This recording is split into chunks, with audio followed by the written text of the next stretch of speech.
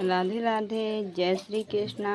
देखिए आज गणगौर है। हैप्पी गणगौर। गणगौर की सभी को हार्दिक शुभकामनाएं। माता रानी की कृपा सभी पर बनी रहे। गणगौर माता सभी के सुहाग की रक्षा करें। सबको सुख समृद्धि सब दें। जय हो गणगौर मैया। चली गई वे तो चली सवेरे उनकी गन्ना खानी थी लगवे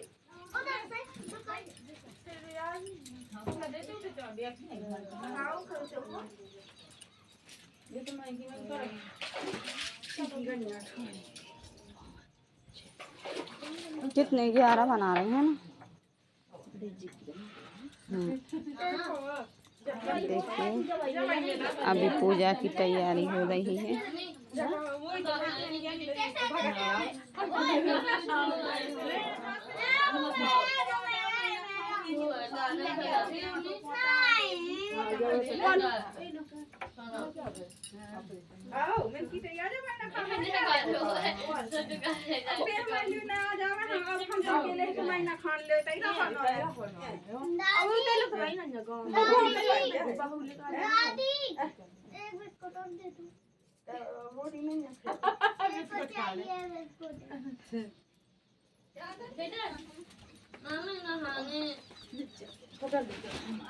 हाँ है नहा लो तो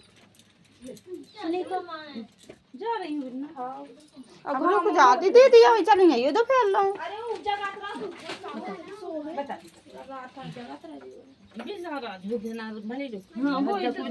बुआ आप भी जा रहे हैं। हाँ अब तो हमारी ममता की तो खुद शादी है।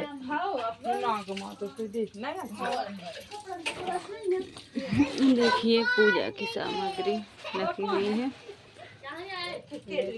गणेश वो रखी मम्मी वहाँ पे देखो। फल फूल उपलब्ध थे लेकर सेवा में देवी पार्वती जी की सेवा में पहुँचे।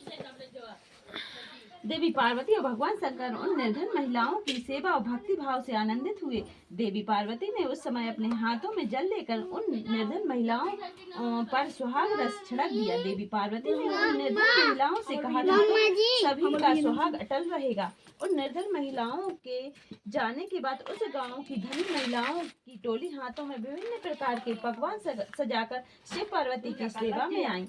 देवी पार्वती की ओर देखकर भगवान शिव ने कहा कि तुमने तो सारा सुहाग रस निर्धन महिलाओं में बांट दिया है, अब इन्हें क्या दोगी। देवी पार्वती ने तब भगवान शंकर की ओर देखकर कहा कि उन निर्धन महिलाओं को मैंने ऊपरी सुहाग रस दिया है, इन धनी महिलाओं को मैं अपने समान सौभाग्य का आशीर्वाद दूंगी। इसके बाद देवी पार्वती ने अपनी एक उंगली को काटकर उससे निकलने वाले रक्त को धनी महिलाओं के ऊपर छिड़क दिया। जिसके ऊपर जैसा रक्त गिरता गया उसने उतना सुहाग मिलता गया। इस तरह देवी पार्वती ने चैत्र शुक्ल तृतीया को निर्धन और धनी महिलाओं को सुहाग रस बांटा था। इसके बाद देवी पार्वती भगवान शिव की आज्ञा लेकर नदी पर स्नान करने गई। स्नान के बाद देवी पार्वती ने बालू के ढेर से एक शिवलिंग तैयार किया और उसकी पूजा की। पूजा के बाद देवी पार्वती ने शिवलिंग की प्रदक्षिणा की। उसी समय उस शिवलिंग से शिव जी प्रकट हुए और देवी पार्वती से कहा आज के दिन यानी चैत्र शुक्ल तृतीया के दिन जो सुहागन महिला शिव और गौरी पूजन करेंगी अटल सुहाग प्राप्त होगा। इधर शिव जी की पूजा करते हुए देवी पार्वती को काफी समय हो गया तो वह लौट कर आई और जहाँ पर शिव जी विराजमान थे देवी पार्वती से भगवान भोलेनाथ ने पूछा कि काफी समय लग गया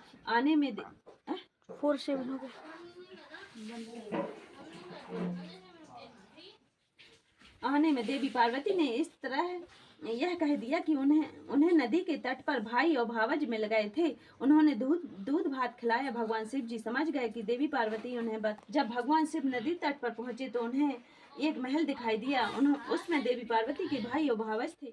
कुछ समय तक शिव और पार्वती जी उस महल में रहे। फिर देवी पार्वती ने शिव जी से कैलाश चलने की जिद की, लेकिन शिव जी जानना नहीं चाह रहे थे तो देवी पार्वती अकेली ही वहां से विदा हो गई। इस पर भगवान शिव जी को भी देवी पार्वती के साथ जाना पड़ा। अचानक से भगवान शिव ने कहा कि उनकी माला तो वहीं भवन में रह गई है।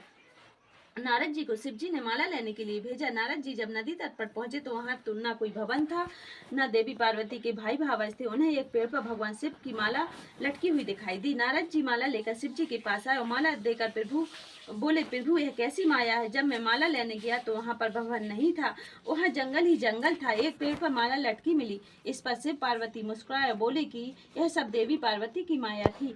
इस पर देवी पार्वती ने कहा कि मेरी नहीं, भोलेनाथ की माया थी। नारद जी ने कहा, आप दोनों की माया आप दोनों ही जाने। आप दोनों की भक्ति भाव से पूजा करेगा, उनको प्रेम भी और आप दोनों जैसा आशीर्वाद भी मिलेगा।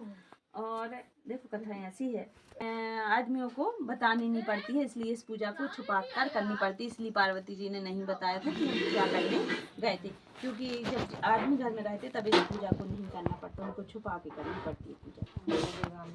जय भगवान भोलेनाथ। इसलिए उन्हें शिव जी के पूछने पर बताया नहीं था कि हम कहाँ गए थे।